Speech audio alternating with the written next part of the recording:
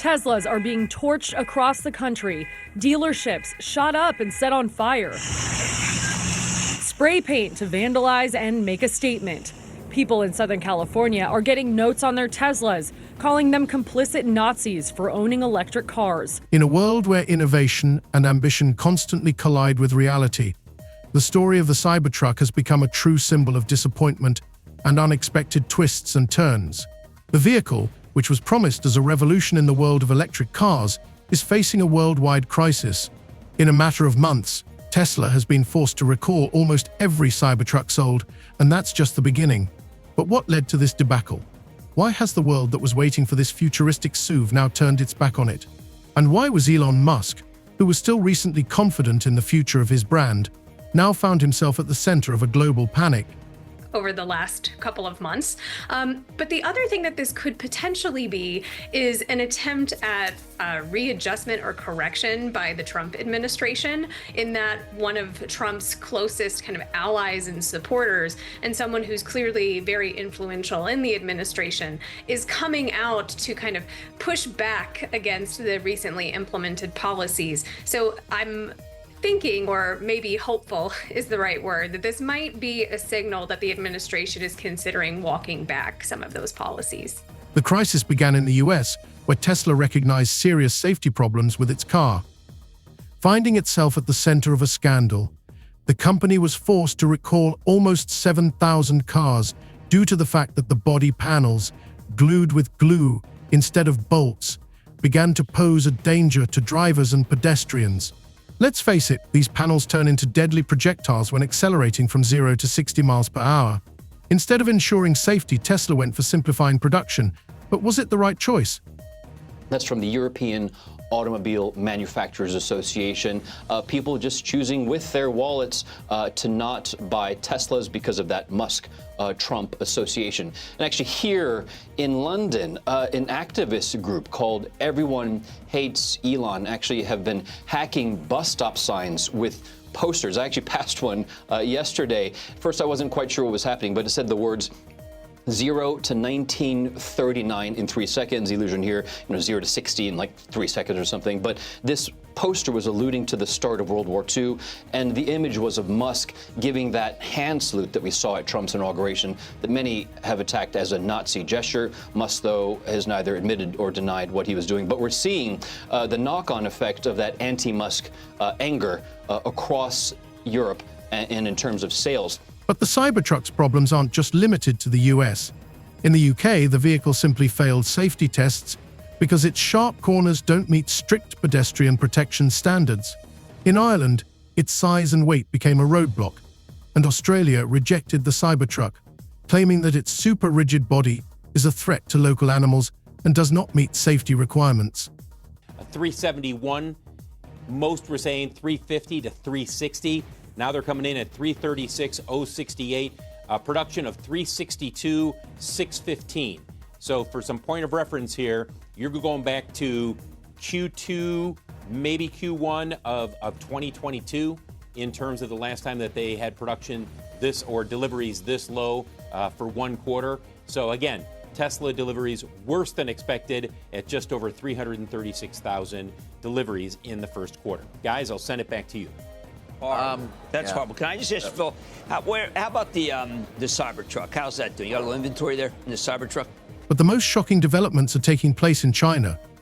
Despite the country being the largest market for electric vehicles, there is no room for the Cybertruck. Why? Because its sharp angles and gigantic size violate Chinese safety regulations. And while the vehicle simply hasn't appeared in China, in other markets like Europe and Australia, it's met with hostility and outright rejection. But that's only a small part of the problem. Soon after Tesla faced global panic, the situation was exacerbated by intervening external factors, such as Trump's tariffs, which have significantly raised the cost of producing and selling cars. Europe, Mexico, and Canada began looking for alternatives, and now Tesla faces a threat that could dwarf even its own ambitions. outperforming as well in some cases, doing better than Tesla. And you just have to think, how much more is this a sustained issue for Tesla going forward, given the fact that you have Elon Musk, who's been very forthright in his opinions, particularly weighing in on politics, particularly in Europe. We've just had the European elections, which Musk has been very focused on. But across the piece, when you look at the performance for Tesla in Europe, it's not just in small countries. There are a lot of countries where Tesla has been performing badly, including in Germany, in the UK, where it has been lagging, and Spain as well. This video is not just a story about how one car failed. It's the story of how Tesla, which was on the cusp of a global victory, faced a harsh reality that jeopardized its future. How will this story end? Perhaps this is just the beginning. Stay tuned to find out how one of the most ambitious projects in the auto industry came to the brink of collapse. Well, you will hear people over in Europe say the new Model Y, the Juniper, could be a difference maker, but that's been in that market now for more than a month. And you would think that you would see a greater snapback if it's going to be a difference maker. Look, we could be wrong. It could be a difference maker once you get the sales for April, May, and June.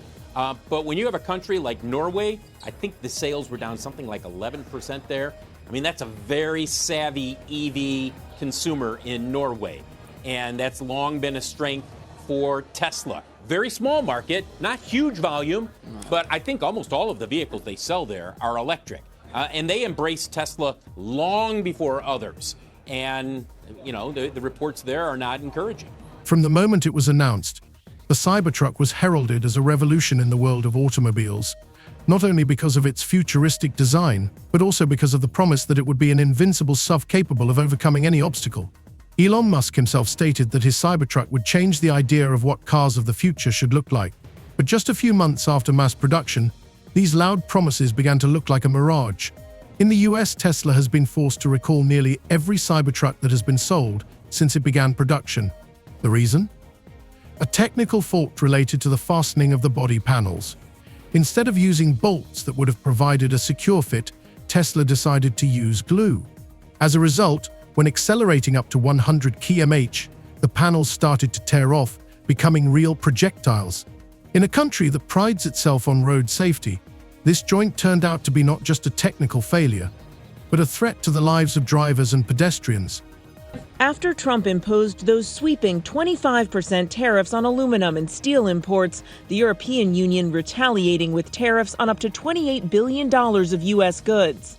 Trump making it clear this isn't over, vowing to respond in kind with sweeping retaliatory tariffs early next month. They're doing what they should be doing, perhaps, for the European Union, but it does create ill will. And as you know, we're going to be doing reciprocal tariffs.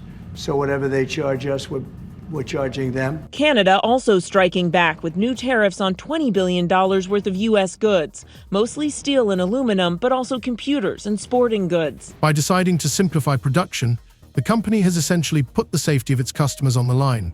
The electric SUV that was supposed to be a symbol of progress and innovation became a symbol of negligence and carelessness. Musk, of course, tried to explain the situation by saying that the use of glue was a solution to cut costs and speed up production. However, this move was perceived as prioritizing cheaper production methods over safety, which in turn caused a wave of discontent, not only among consumers, but also among investors who began to withdraw their funds from the company en masse. This situation quickly took on global proportions. When the design quality problems began to spread beyond the US, it was the turn of the UK, where the clash with laws became even more damaging to Cybertruck's image. In January 2025, one Cybertruck was detained by police in Manchester for violating local safety regulations. UK legislation requires all vehicles to have rounded edges to reduce the risk of injury in collisions with pedestrians. The sharp corners of the Cybertruck simply didn't fit these requirements, and the car was impounded.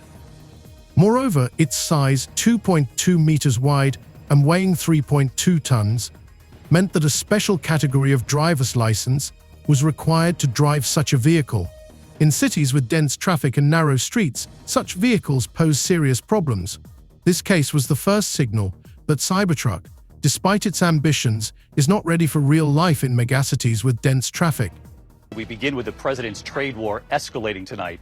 This evening, the retaliation against the United States, Canada, and the European Union responding quickly, just hours after President Trump's 25% tariff on all steel and aluminum coming into the United States. But the problems didn't end there. Ireland, a country with narrow streets and old infrastructure, also noted that the Cybertruck is completely unsuited to its traffic conditions. In Irish cities, it is impossible to travel safely with such a large and bulky vehicle. According to local laws, vehicles weighing more than 3.5 tons require a special category of driver's license, and the Cybertruck was at least approaching that limit. In practice, this meant that Cybertruck owners had to obtain a new license, which entailed additional costs and time. What's more, there were also problems starting the vehicle in Ireland, as a previous recall related to the gas pedal continued to worry local motorists. These problems began to ruin the reputation of the Cybertruck, which, like its creator, promised to be a symbol of the future, but instead turned into a headache for drivers. Canada, the largest supplier of steel to the U.S., slapping new tariffs on $20 billion worth of U.S. goods that are sold in Canada. And the 27 countries of the European Union imposing retaliatory tariffs on up to $28 billion worth of U.S. goods sold in Europe, including Harley-Davidson motorcycles and Kentucky bourbon. President Trump with the Irish Prime Minister visiting the White House today, the president suggesting his tariffs won't stop here, saying, "Of course, I'm going to respond." And tonight, right here, the new poll showing 56% of Americans disapprove of President Trump's handling of the economy. The number's even worse now on the president's tariffs. Australia has also not embraced the Cybertruck, but for a very different reason. It may seem paradoxical, but in Australia, the Cybertruck proved too safe. Its ultra-stiff steel bodywork did not absorb the impact energy in a collision. Instead, the full force of the impact was transferred to whatever the vehicle collided with. In a country where wild animals such as kangaroos and wombats are often found on the roads, such a car could have been a serious threat. In a collision with these animals, the rigid body structure only exacerbated the consequences. In addition, Australia has strict requirements for right-hand drive vehicles, and Tesla only produced left-hand drive models. Unfortunately, this would have required a complete redesign of the production lines in Australian factories, which proved to be too expensive and complicated a process for the company. But they are not ruling out the possibility that this was arson. At the same time, as you just mentioned, there are groups that have been organizing ongoing and peaceful protests at Tesla dealerships around the world. These demonstrations targeting Elon Musk and his affiliation with the Trump administration. Italy's prime minister is said to be close friends with Musk, and there were reports that Teslas have been vandalized in her hometown in Italy. Diane. Thus, Cybertruck faced a number of problems that put its existence as a global product in doubt. In early 2025, the company faced massive defaults from consumers and governments in various countries. In some countries, it even began to be perceived as a threat on the roads, which was completely contradictory to Tesla's stated mission of creating a safe and innovative car of the future. Tesla was under pressure from all sides, and instead of being recognized and appreciated for its ambitions, it was faced with a reality where its innovative approach was not quite ready for the demands of today's world. Wondering about the future of the Cybertruck, one had to understand, could Tesla have avoided these problems, or did it still have to choose between production economy and safety? The answer to this question was a real downfall for the company. Hey Diane, this investigation really just beginning, and one of the key elements will of course be the surveillance video, and investigators potentially have a lot of it to work with as they try to figure out what caused this fire. We know that surveillance footage has been turned over, including video from each of the cars, which could prove vital to understanding what happened here, because each vehicle has its own camera system that works even when the car is off, and 16 cars burned in this fire. And right now, investigators don't know what caused it. After the problems with Cybertruck in the US and other countries, the situation only got worse. These problems began to take on even more dangerous proportions when the vehicle ran into trade barriers set up in countries with strict safety regulations. One of the biggest economic disasters for Tesla was Europe, where strict safety standards and laws regarding car manufacturing have jeopardized the future of the Cybertruck in major markets around the world. First of all, it is worth noting the situation in China, where Tesla had long expected the Cybertruck to become an important player in the electric vehicle market. However, due to the vehicle's non-adaptability to strict Chinese safety standards, it was never launched. Chinese authorities blocked sales of the Cybertruck while it was still in the testing phase, saying its shape and design violated crucial pedestrian safety rules. Strict vehicle design requirements in China, including mandatory rounded corners and specially programmed shock absorbers to protect pedestrians, have made it impossible for Tesla to mass produce in the Chinese market. Despite Tesla investing billions in research and marketing, plans to launch the car in China have been completely scrapped. Industry rumors claim that Chinese officials not only closed the market for the Cybertruck, but also offered Tesla alternatives, redesigning the design to meet Chinese standards, which would have required additional investment in production that the company could not afford in the current economic situation. And police in Italy are investigating possible arson after a fire destroyed more than a dozen Tesla vehicles. Elon Musk is calling the incident at a Rome dealership terrorism. This comes as Tesla has been the target of recent protests around the world. The Cybertruck situation in Australia has come to symbolize how an ambitious project can face real, often unpleasant, consequences. For all its desire to make the product as innovative as possible, Tesla failed to take into account the peculiarities of different markets, and this greatly undermined its position on the global stage. Unlike more traditional brands, such as Volkswagen, which immediately adapted their models for different regions, Tesla found itself in the role of catching up, trying to find a way out of the crisis. KTLA Samantha Cortese joins us live with more on the wave of vandalism in protest of Elon Musk and his role in Washington. Sam? Hi, Sharon, Micah. The ATF and FBI are collaborating with federal, state, and local law enforcement to investigate acts of domestic terrorism surrounding Teslas. But the main problem for Tesla didn't just start because of the difficulty of meeting regulations in different countries. It had to do with global economic policy. From 2025 onwards, as tariffs rose, the situation in the US auto markets worsened. The outbreak of trade wars, increased duties and new laws related to electric cars were a serious blow to the entire industry. While Trump was pushing for higher tariffs on imported cars, European and Asian countries began making moves to increase the development of electric cars and reduce dependence on US brands. France, Germany, and Mexico have begun working together to create a green corridor, a network capable of mass-producing electric cars and parts that would allow them to bypass US tariffs and enter new markets without unnecessary barriers. Meanwhile, there was panic within Tesla itself. The launch of cheaper and customized models became a real necessity, otherwise the company could lose its dominant position in the electric car market. All attempts to regain consumer confidence, to offer a new, more adapted product, faced a production problem. To adapt the model to the standards of different countries, Tesla would need not only time, but also significant investments. Tesla is a peaceful company. We've never done anything harmful. I've never done anything harmful. I've only done productive things.